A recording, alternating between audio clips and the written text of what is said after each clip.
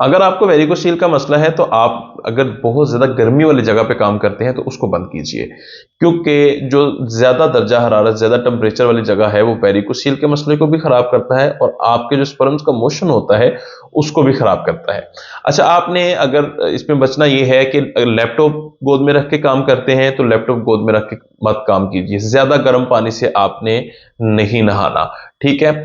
इसी तरह आपने अगर ज़्यादा वज़न उठा रहे हैं, तो ज़्यादा वज़न उठाने से कोशिश करके लाज़मी बचना है, ऐसा काम नहीं करना जो बहुत ज़्यादा वज़नी हो। गैर ज़रूरी जिनसी जो अवामल है, जैसे कि मस्टरबेट का करना, आप मस्टरबेट जब करते हैं, तो उसकी वजह से वीकनेस बढ़ती है और आपकी जो टेस्टिकल्स की रगें होती हैं, उन पे दबाव बढ़ता है और फिर भी मर्ज़ जो है वो शदीद जो है ना शिद्दत इख्तियार कर जाता है। तो ये परहेज़ बहुत लाज़मी है, अगर आप मेडिसिन के साथ वेरिकोसील को ट्रीटमेंट करना चाहते हैं तो।